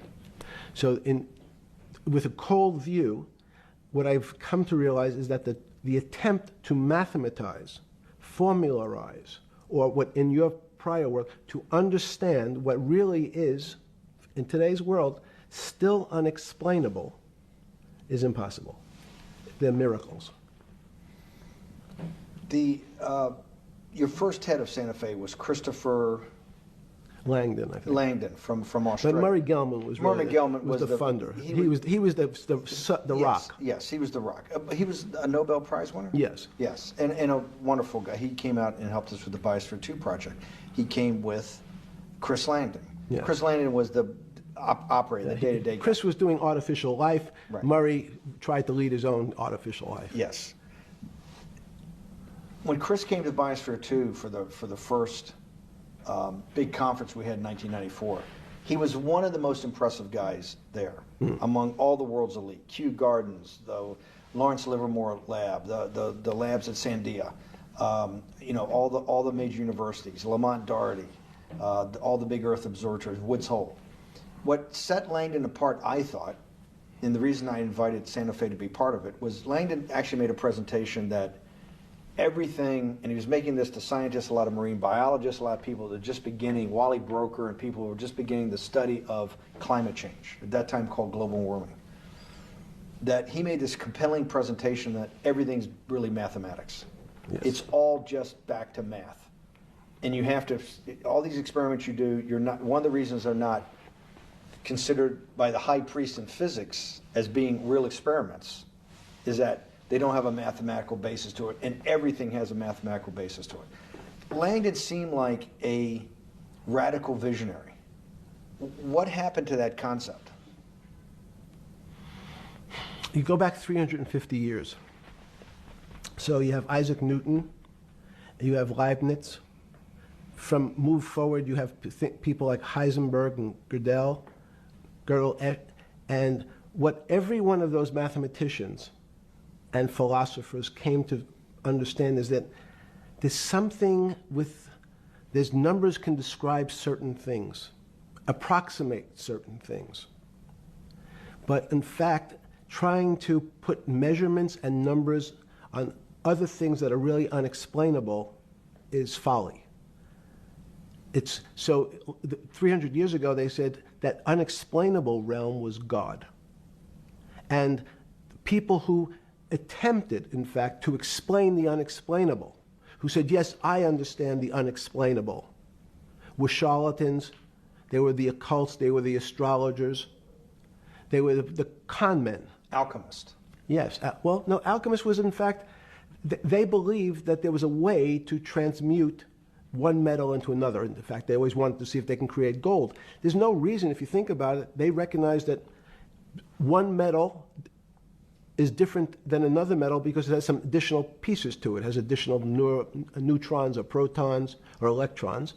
So because they thought it was a machine, they believed it was a machine, if I can take 5 protons and add 5, that gives me 10, I should be able to get gold.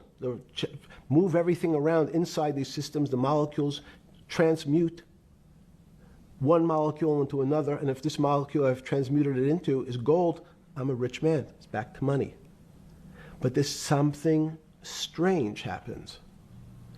Isaac Newton says, this is really weird. If I want to push a ball on the table, I have to touch it. Maybe I have to blow on it.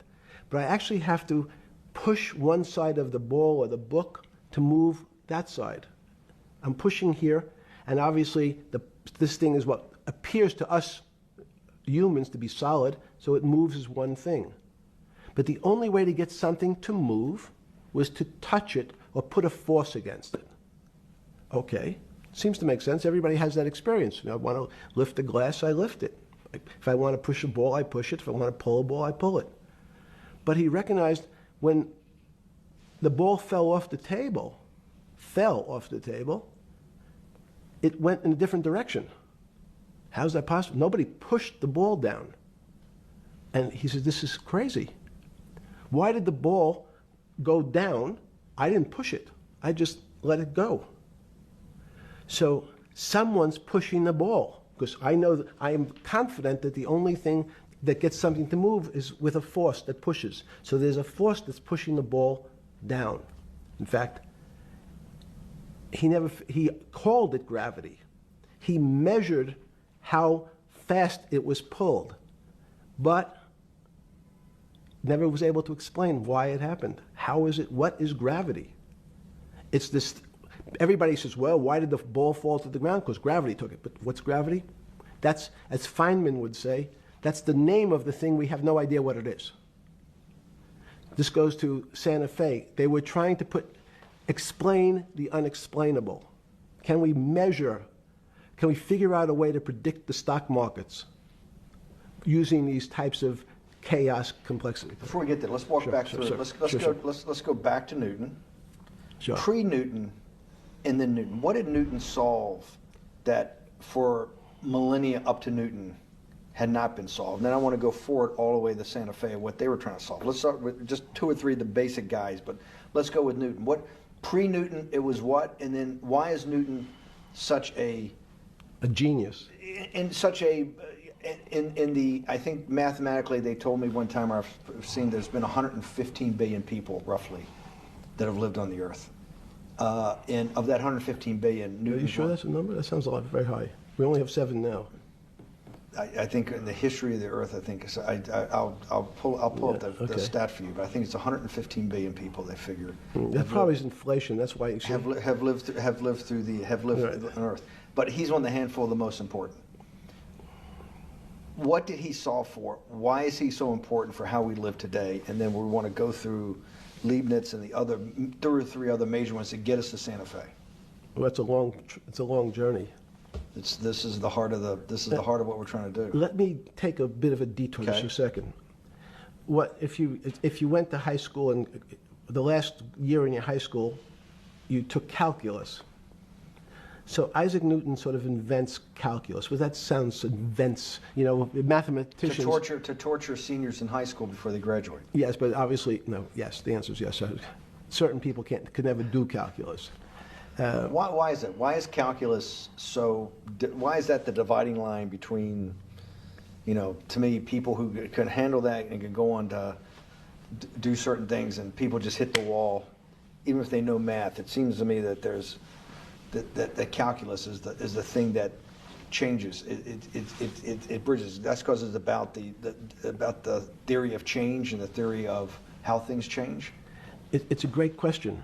But in fact, what calculus does is it's somewhat philosophical. That's why mathematics is Newton wasn't a mathematician, he was called a geometer. That's what they used to call themselves. They understood geometry and numbers. But there's an old conundrum where it says, and during Pythagoras' days, Zeno's paradox it's called, where they said, well, if the wall is 2 feet away from me, and I take one step that's halfway to the wall, that'll be 1 foot away. And if I take another step that's half again, that'll be half a foot away, and then a quarter of a foot. I could walk forever but never touch the wall. Doesn't sound realistic, doesn't make any sense in our real lives of the physical. But what Newton understood is many problems were like that. Many things approached the wall, or in calculus, approached the limit, but never really reached it. So he said, it's okay, you don't have to reach it. We can do lots of the mathematics as if it was so close, it was almost there. And we could do lots of mathematics almost being at the limit. And this is really important, Steve, for today. Because most of the science up until today was things that are starting to approach the limit. You were taught in high school that if you had 1 divided by 0, if you remember your high school algebra, you were told, what's the answer to that? Is there an answer to 1 divided by 0? No, if you were in high school, I'd say, stay away from it. It's the boogeyman. You could write it down as it's undefined. It's not able to be determined. There's a bunch of things. But in fact, 1 divided by 0 is a strange things happen. It's a world of the strange. And what I'll explain to you after is that when you get 1 divided by 0, you get into a world we don't know what happens. The answer is it's not explainable. We can call it things like undetermined. We can have a convention to say it's X, Y, or Z. But in real life, we don't know what happens when you are actually at the limit. So Newton thought the same concept, is that the limits were God. You got close to God, but you could never be God. He had this sort of religious interpretation. Okay, I want to go back to Newton. Why is Newton such a big dividing line in mankind's history? What is it about Newton? What is it about what he's trying to solve? What did they not know beforehand? And because we live to a degree in a Newtonian universe, although I realized later subparticle atomic physics, but at least for a while it was Newtonian. So what's the dividing line? Why is he so important? Why is he an inflection point in mankind's movement from the swamp to the stars? It's a great question. Stars were by Kepler. What Newton starts to allow us to do is to make accurate predictions. Remember that we've talked about that with money, about the things in our physical world, how cars, he didn't have cars then, how horse carriages moved, how bowling balls moved, how pool cues and pool table balls. Had people tried to solve that before Newton? Many. Heraclitus or Plotinus, Pythagoras, had these greats that we hear about, had they tried to solve the same problem? Not the same problem. They tried to again, what Pythagoras does, he starts to figure out this relationships in triangles. For example, everyone knows the a squared plus b squared is equal to c squared, that Pythagorean theorem, which is basically says these shapes in a triangle, each side of the triangle has a fixed relationship with the other two sides. That's strange. He knew, again, but it was all numbers. This was a system of things in the physical world, and Pythagoras says we can start putting numbers on things that help you predict how they will behave. You can add two triangles and make a square, some different shapes. They were looking at geometric forms. Newton says, well, I want to know how planets move. I want to know how things around me move. Can we find formulas? Can I find formulas that explain what I see in the physical world, how physical things interact and how they describe one another?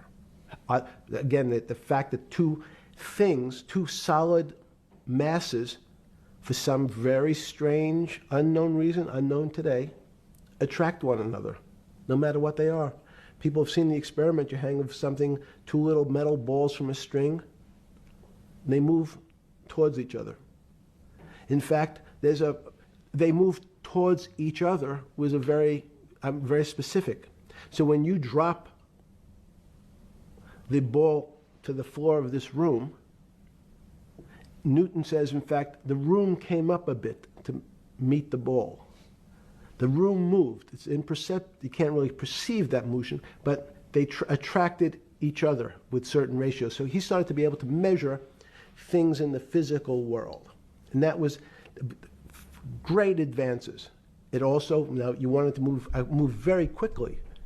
Unfortunately, most people, especially in the 20th century, 19th century, said, well, like Newton, let's measure everything. Let's measure people's behavior. Let's measure their psychology. Let's measure their health. You go to we could have my blood test. Let's measure everything. We measure Wall Street. Their voting habits. Measure, measure, measure. Can we put a number on how much I care for my wife? Can I put a number on how I feel? And we tried, unfortunately, we try to mathematize the finer things in life, and then recognize that there's things that, unfortunately, just fall outside. Schrodinger wrote a very famous book about what is life. He was trying to figure out a way, can he describe the difference formulaically between things that are alive and things that are dead? The answer is no. The things that are alive in my world are miracles, not magic. Magic has a bad connotation, trying to hide things. You don't believe in the spirit or the soul? That's what animates people, is your spirit or your soul. That's No. Have you ever seen someone die? When they die, their spirit leaves. Their soul leaves, no question. So in There's fact, no question to you about no that. question. There's no question to you that there is some animating life force within us that leaves when you're dead. Yes, in fact, I refer to the soul. This obviously is certain. The questions in the past, even Because during people would normally think you were soulless. So Thank you. But have you talk about you actually believe in it and have done some thinking about it is pretty shocking in its own right, isn't it? Well, again, mathematics, Leibniz thought. So Newton was at Cambridge, and he was the head of the math department, right? He's a professor, essentially. Yes. But Leibniz, was Leibniz a German professor? Yes, but what Leibniz said is the soul is so strange because God took chemicals, which is simply the material, like tables, and he somehow made this material able to have a thought. How strange is that? Not only does it have a soul, but some way it was put together that this material substance is able to think. So when you say to me, it's obvious to everyone that there's such a thing as a soul. Now, if you're part of the Charlatanville, you'll try to explain it to people. The soul I describe as the dark matter of the brain. Why is it dark matter? Because in high energy physics nowadays you hear terms of dark matter, dark energy. Again, terminology, it's a complicated term. Why is it dark matter? Because we can't see it, that's all. What do you mean you can't see it? Well, somehow we see something moving towards this area of darkness. Something, I can see this thing. This appears to me to be empty. It's just black. But I see it being drawn this way. So I say, well, I know if this were matter, that would follow that equation. If this was solid, it would explain the way this particle moves. But I can't see anything here. So I'll just call it dark matter. And I'll say, I don't know what it is, but it behaves as if there was something there. The soul is obvious to everyone that there's something different between things that are alive and things that are not alive. But we have no idea what it is. It's currently unexplainable. I believe we need an entirely different system of analysis to try to figure out. But Sorry. No, with Newton, with all his chemical studies and things he worked on the spiritual side, Leibniz had just talked about the soul, Schroeder talked about what is life. If a modern scientist or someone that you funded at MIT or at Harvard or one of these things talked in those types of terms, they would be considered to be a wingnut today, wouldn't they? They would not be on the path for tenure, right? Unless they were in the philosophy department. This is exactly my point. We're talking about three of the greatest mathematicians in mankind's history that have really changed mankind. Talking like this, what happened? How do we get to a situation where they could not be in the high physics, they could not be in the mathematics department or working in high energy physics? Good, it's an easy answer. Newton was a combination of mathematician or geometer then and philosopher. And as time went on, those disciplines seemed to move apart. We had philosophy, some of the philosophers can't do math, and some of the mathematicians. And again, mathematicians often break into two categories. People that solve problems, those are more like geometers in the old days, just problem solvers. And then there's thinkers, theoreticians. They're more like the old movement towards philosophy. But neither one of those two groups have been able to figure out why something is alive as opposed to something that's not alive. No one's been able to describe what the soul is, but we all know it exists. And I think what we need is science is a bad word. I think science only describes the things we already know about the physical world. In fact, there's an argument that the physical world that we see has been created out of our systems of mathematics. Mathematics, everyone knows mathematics describes the physical world much greater than it should, unless my view, the physical world really comes out of conscious beings that have mathematics. So they create it. This table appears to you and I to be solid. To a bat, because we have light that's bouncing off the table into our eyes, it appears solid. If instead of eyes that responded to wavelengths of visual light, our eyes responded to radio waves, the radio frequencies, it's not different, it's the same type of frequency as light, but different speeds, the table's invisible. We know that our phone works in this room. So the waves are coming through the windows, the waves are coming through the walls.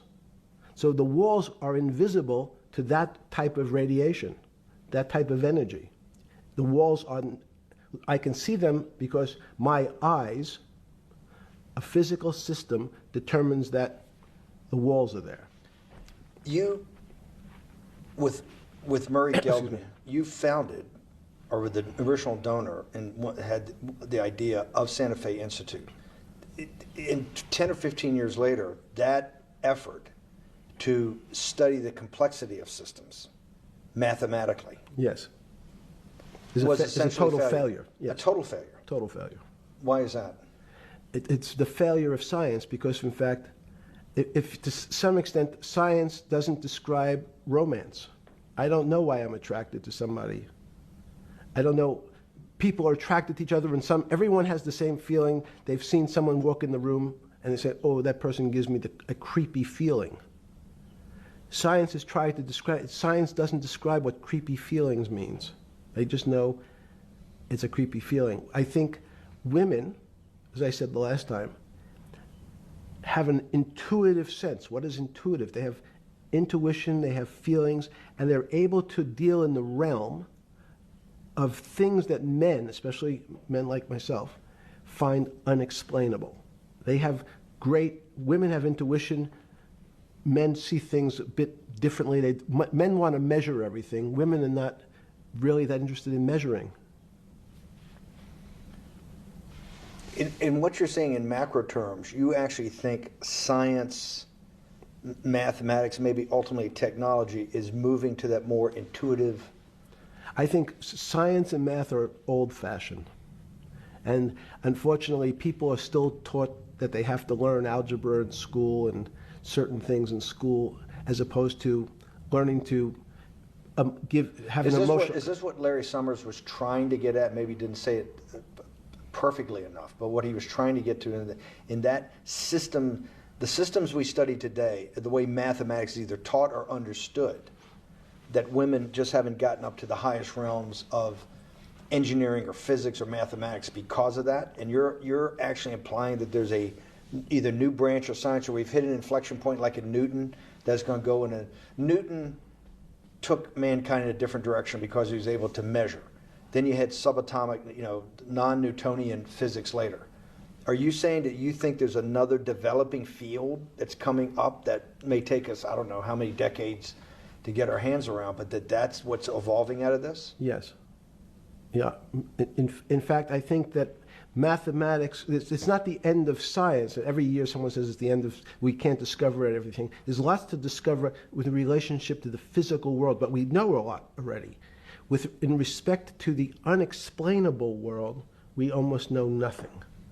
Women, again, sense it. And instead of Larry Summers, I won't digress too much, but Howard Gardner early on said, there's not one form of intelligence. It's not mathematical intelligence.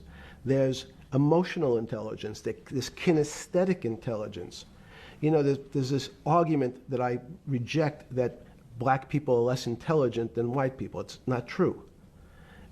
We know, for example, that if I was in the forest and I had to run from the lion or figure out a way not to be eaten, and my competition is a local African, I'm the one who's getting eaten because they have the intelligence to deal with their local environment. So it's just different. It's not better, it's not worse, but there's many differences amongst different types of people. And so people have different intelligences, and they excel in some intelligences usually, and less so in others. When did it come to, because the world of high finance is a world of pure reason, or is it a lot of emotion and gut checks and on trading desk and central banks when these decisions get made? Is it that high church, like the high church of science of high energy physics, or is it as much emotion that comes in as much as the mathematics and the reason? It's a great question. I think if you talk to really experienced and successful traders, and you ask them how they know what's going on, they can't give you an answer. They don't know. They feel it. They can feel the way the market's moving. They can feel the way the stock's moving. And that these are not very well-defined terms. It's difficult to put in mathematics terms, how did I feel it? You could look back and make guesses what I was seeing. But great traders feel it and then act on their feelings. That's the difference. Many people feel it but are afraid because they want a mathematical justification before they take that next step. When you first got on the trading desk at Bear Stearns in the late 70s or mid 70s, were you shocked by how little actual understanding of mathematics that the traders comprehended?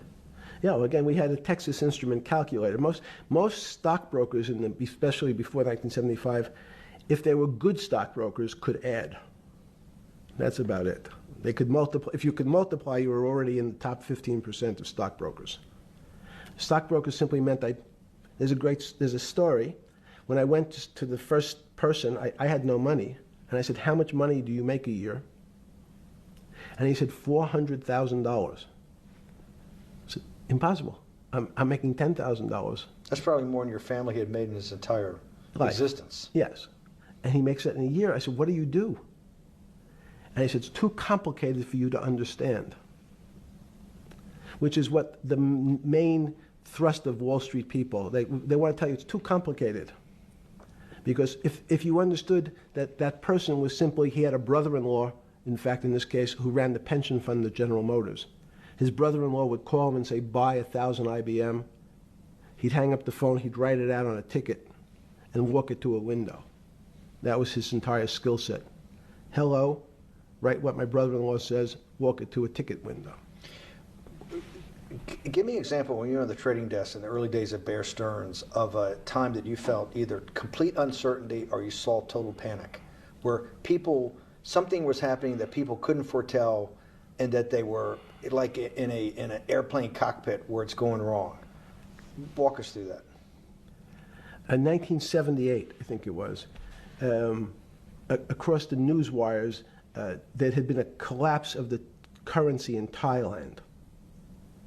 On the other side of the world, had no relationship to me. I wasn't sure where Thailand was. But the fact that a currency, a country's money, had all of a sudden dropped tremendously in value affected the rest of the world's markets. And people panicked because they'd never seen that before. A very small part of a very complex system had a shock throughout the whole system. So prices on Park Avenue apartments, the bond markets, the stock markets, every started to gyrate. You know, there's an old mathematics expression that if a butterfly wings in Mexico make the wrong turn, it spins out, and eventually, by the time it gets to Canada, it turns into a tornado. So these are part of complex systems. So yeah, Wall Street in certain parts. Santa Fe Institute was supposed to actually come up with a formula for that, for the butterfly wings. Why in 15 years did you reach the end of at least that experiment?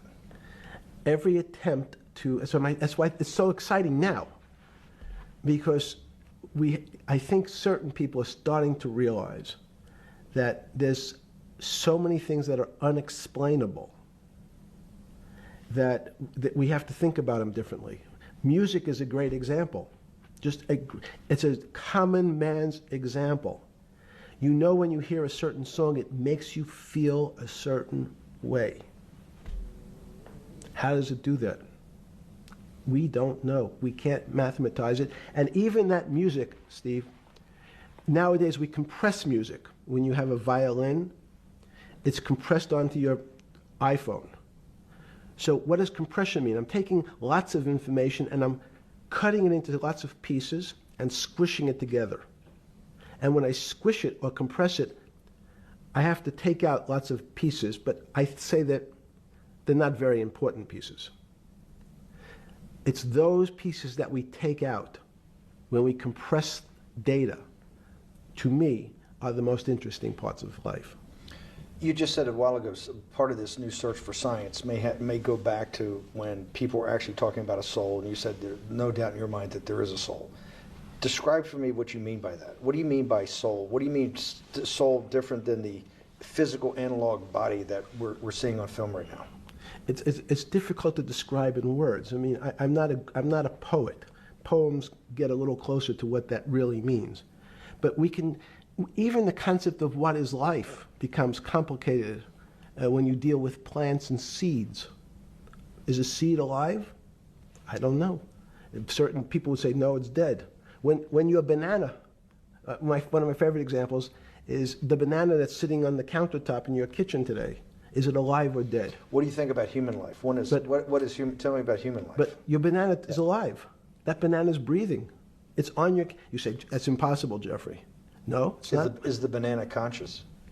All these words. These are words.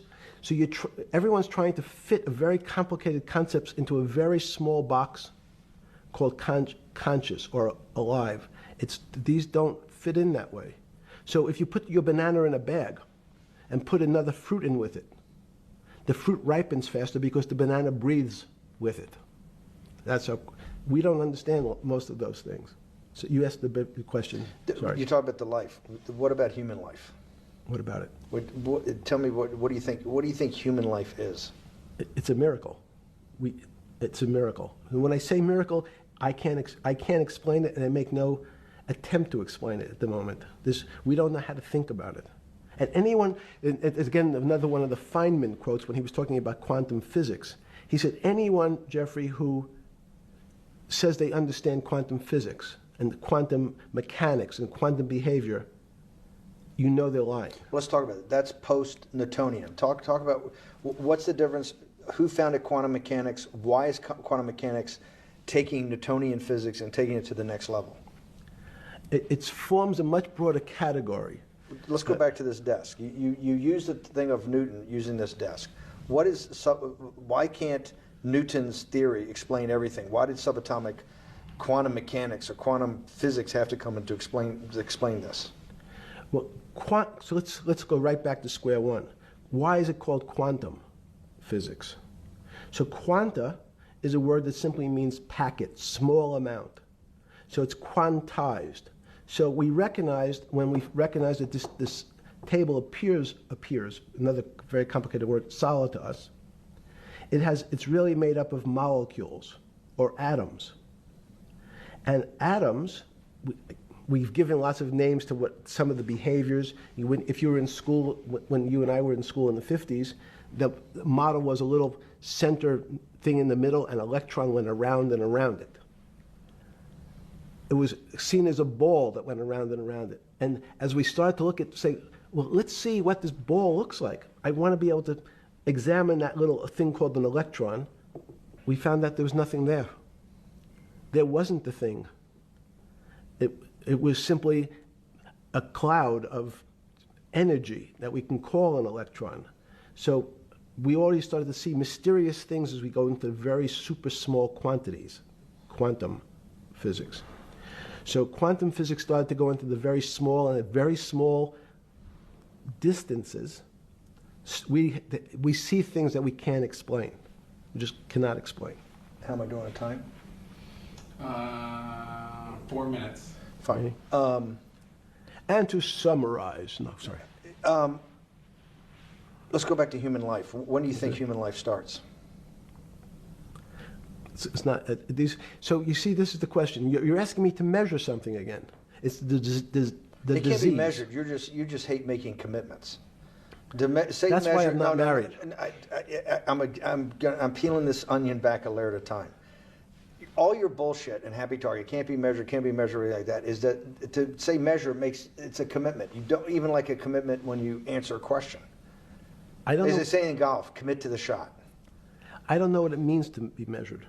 You do know what it means to be measured. You're one of the leading currency traders, hedge fund guys, or stock market financial wizards. You're in the high priesthood of high finance. You certainly know how to measure. That's why you're a billionaire. Any other answer besides that is total and complete bullshit, and you know it. I know very few things. You know things can be measured. You measure every day. You weigh and measure every day. You weigh and measure people. You weigh and measure leaders. You weigh and measure economies. You weigh and measure politics. It's a very good. You weigh and measure. You weigh. Hang on. Your whole life, in fact, is measuring. So what you've now done is a great thing, is you've used the word measure, a mathematic term, in the common vernacular, and abused it. So I don't even recognize what it means. It's so abusive to my field. Why? And let's go to that. In mathematics, measure means what specifically? There's no specific. It's an approximation, or giving something a number. Einstein said, we're not asking you to go to the 9th decimal point. You didn't say that before. No, you're not going to the 9th. I don't even. What if I say measure how tall are you? You'd say, in your case, 6 foot. 6 feet. But is it 6 foot 1 inch? Give or take, between 5'11" and 6 feet. But what's that? So the question is, I want an accurate. I got Zeno's paradox. I don't even know what it means to measure you. Am I measuring the top of your hair, the top of your skull, the finer, the more. You're being rabbinical. This is like. I shaved my beard off. I used to be rabbinical. No, my point is, isn't that going through the Torah where you're parsing every definition? No, so, however we broadly define measure, your life literally is about measurement, is it not? It's about putting numbers on things so that I can try my best. That you can call it whatever you like. If Well, that what do makes you feel better. What do you know? No, I Because I'm wanna trying make you relate it happy. back to your scientific inquiry. No, even a number. People don't. A number is a complicated When thing. did you come? When did you come to this When did you come to this aha moment? Was when it was in your solitary confinement, when the biggest financial crisis in world history was going on, in your 7x9 jail cell with your metal bed and your two brushes because you were a trustee with the brown uniform on, trustee spelled wrong. Is that the moment of clarity that you had about science and Newtonian physics and everything that we can measure is really not going to be the way we go forward? It's going to be much more esoteric, emotional intelligence thing. Was that your moment of clarity? I wish it was, because it would make such a great story for this interview, but it's not. It's the fact that I lead such a privileged life to come across so... But when did you... if it didn't happen then, when did it... Or did it happen before I was then? going to hopefully get to the... Okay. I'm in a privileged position to have some of the world's smartest people come to my house and tell me what they think about different subjects. And I finally realized that the thing that they had most in common was there was this area, no matter how smart they were, that when I asked them the questions, they said they'd have to resort to a 500 or 1,000-year-old response to that question, which was, I don't know. You know who else found that out? Socrates. That's what Socrates kept doing, right? Socrates kept asking all the experts. He would go through, question after question after question, and realize at the end they didn't really know. They really didn't basically understand what they were talking about. And one of the things that people won't enjoy, it turns out that potentially one of the bad things to teach children is how to write. So writing, reading, and arithmetic was supposed to be, everyone's supposed to be taught. But writing forces you into a very narrow channel of thinking. You have to write in a certain form, in a certain way, in a certain linear pattern.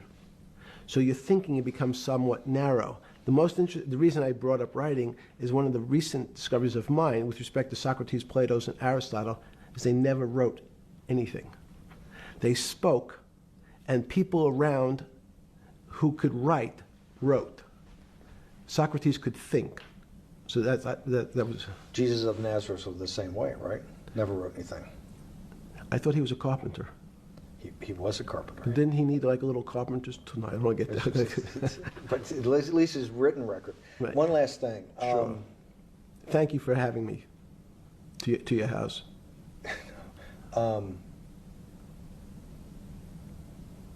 Vegetable juice. Let's go back. Look what vegetable juice does. When did the beginning of that, was there any one aha moment in all these great thinkers? Did it happen before 2008? Was it after?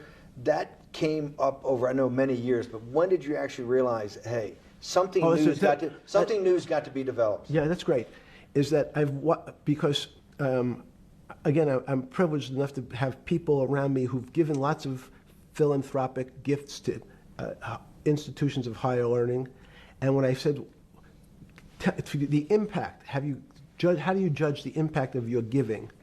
And we sat down and said, no really new ideas have come out. And I realized that, of course, it hasn't come out because we've been looking at using science and mathematics, and it's the wrong tool. It's obvious. Institutions that are set up and try to put forward knowledge and understanding and truth, should they take your money? Derek Bach at Harvard said, taking money for good causes is a good thing. So if Hitler took all the gold out of the teeth of the Jews and said, I want to give this to Heidelberg University to fund the Leibniz chairs so that I can study high energy physics, Derek Bach would say that was fine? Again, these questions are questions where good people on both sides, like your Charlottesville, could differ. I don't know the answer to these questions. So tell us the two. Give us the two answers. The one answer why it shouldn't be, and then the one answer. Derek Bach says I'll essentially take cash from anybody because I got so many projects, so many good guys, and this is the way I'll do it. So I'm indifferent to where the cash comes from. Money's money. And if I got good guys, I'm the fiduciary that says these are good people and this is good research, okay? I'll take the cash from any source, including you. What's the other argument? Let me give you that. I know in my case, Is your money dirty money? if you live, I just asked a question. Is your money dirty money? no, it's not. So in fact, Why is it not dirty money? because I earned it, But you earned it. I earned it legally. We went back to this before. You earned Yes. it. You earned it advising the worst people in the world, right? That do enormous bad things, and just to make more money. So instead of asking me the question, should you take the money? Because I think it's a legitimate question. Do you think it's a legitimate question? Yes, no Why? question. Because I think ethics is always a complicated subject, but I can tell you that with the money I gave to help try to eradicate polio in Pakistan and India, instead of asking me whether that money should be given to these children for vaccines, I think you might want to ask their mothers who received the vaccine, who know their child now won't get polio, and ask them if Epstein should have helped these people with their money. If we walked in, you're a mathematician. You're a mathematician. If we walked into that clinic where they're giving that money out to these people that are in the most dire straits of poverty and sickness, and told them that the money was coming from class 3 sexual predator? Tier 1. What's tier 1's the highest and worst? No, I'm the lowest. I'm the lowest. You're the lowest. Okay, tier 1, you're the lowest. But a criminal. Yes. That the money came from them. What percentage of people do you estimate?